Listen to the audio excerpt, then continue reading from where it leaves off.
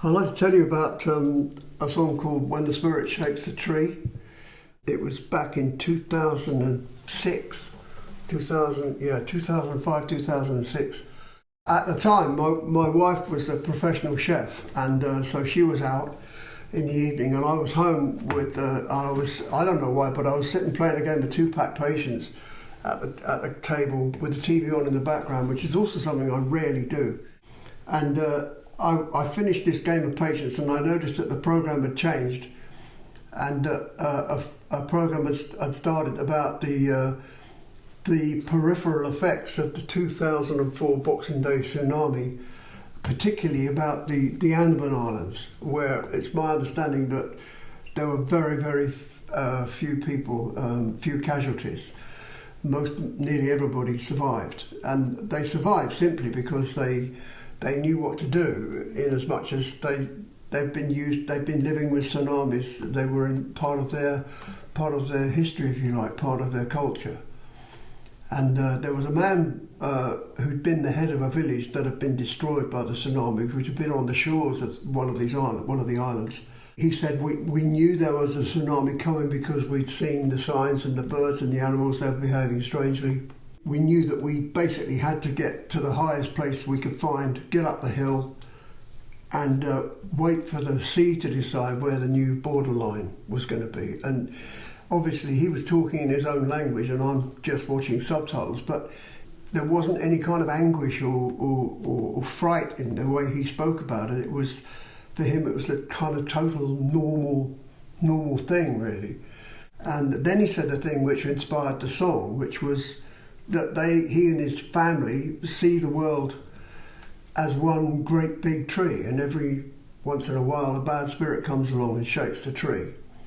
And that's a tsunami is a bad spirit, and it will do that, and then it will go away again, and then things slowly, in this case very slowly of course, will return to normal, and they pick up where they left off and start again. And so that's what inspired the song. I found it amazing that somebody who'd witnessed what he'd witnessed, because his home, his village had just wiped out in 30 seconds. I mean, I don't know if you know anything about tsunamis, but the 2004 Boxing Day one was 11 meters high, which is 40 or pretty much 40 feet, or 35, 40 feet. But it was about 1.5 miles deep.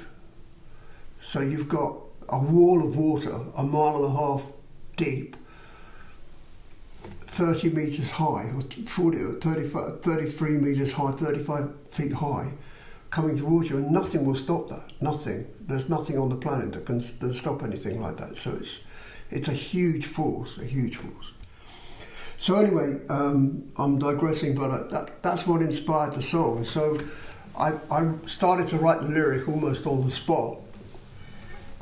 And when I came to working on the tune, it was definitely going to be a minor.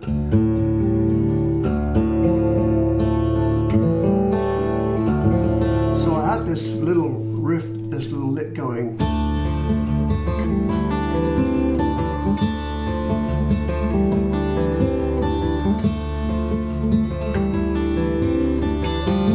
And then I started humming around to that, and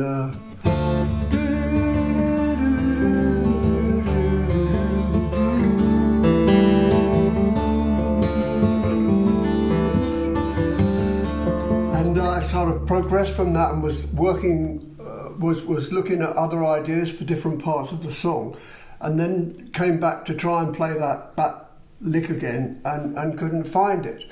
So I was struggling a bit, and then in looking for it, trying to find it again, I discovered something else. I discovered this.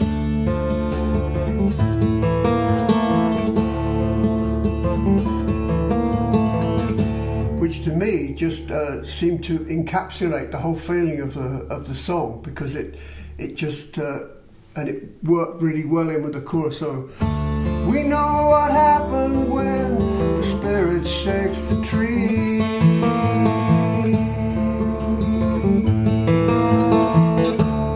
Thunder rises from the earth under the something really kind of macabre in that. It just seemed, it really fired me up. And so that kind of became a really integral part of the song. And it was a complete accident. I can't take any credit for it. I just can take a credit for the fact that my fingers went to the wrong place on the fretboard and they went to the wrong place and played the right thing. So it's a very, very strange thing when things like that happen. The other thing I wanted to talk about with this song is the accompaniment over when there's a section where it says "send the waters rushing and rolling." And I wanted to try and give it the impression of water. And so I found a way to make that kind of sound, which comes out of the claw hammer pattern. The claw hammer pattern I play is.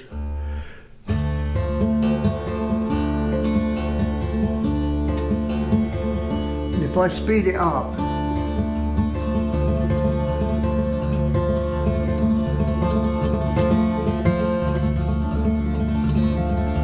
so that's how I got that effect, and it took me quite a long time to achieve that, but I think it works really well with the song, which we're going to play for you right now.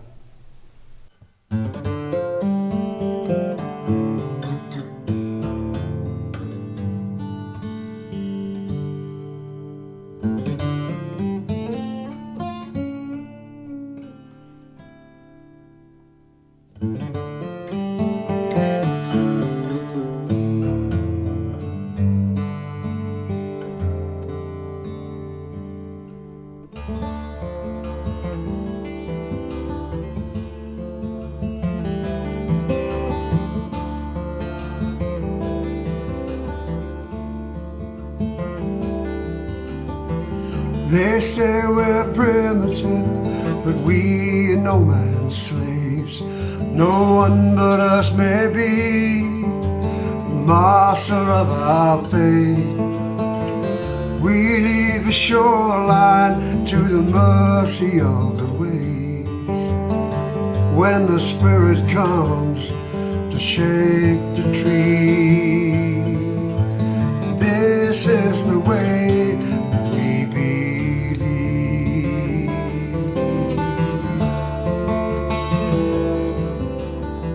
And our fathers told us, keep your eye upon the tide.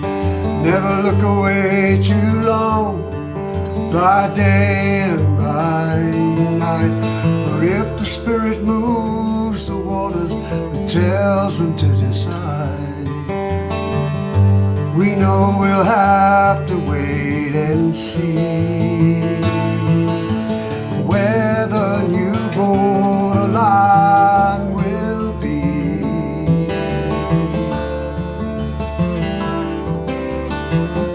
We know what happens when the spirit shakes the tree.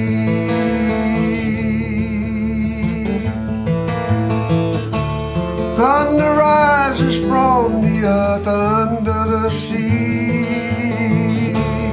Smoke and fire from the mountain there beneath sends the waters crashing and rolling.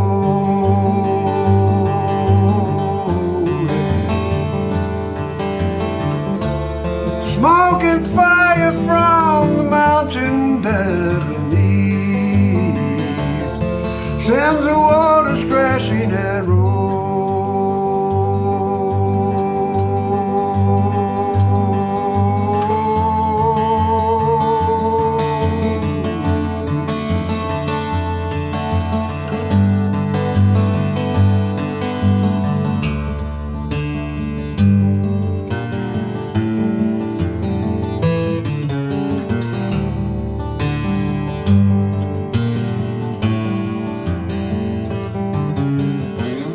Nothing we have, nothing we do can turn the flow. When we feel the spirits fly, we keep the children close.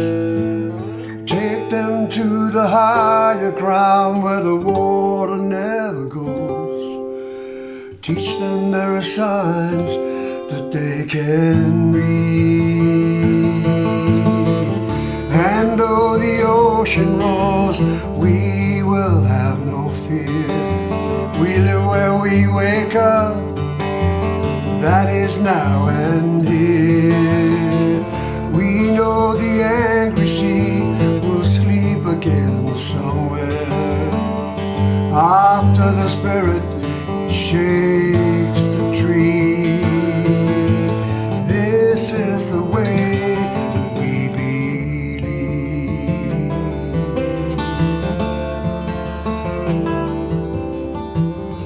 We know what happens when the Spirit shakes the tree.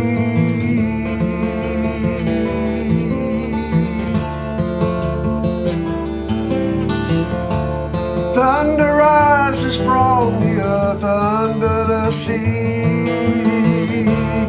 Smoke and fire from the mountain there beneath sends the waters crashing and rolling.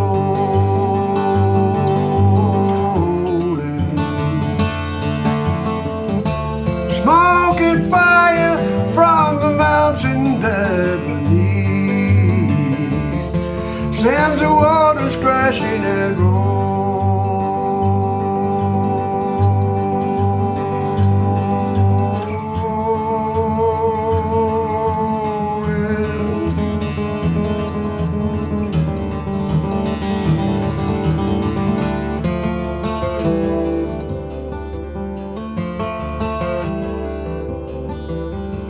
We know what happens when the Spirit shakes the tree.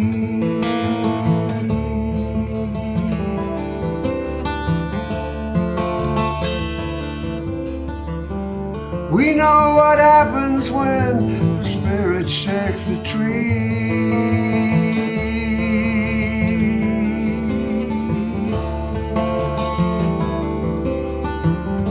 We know what happens when the Spirit shakes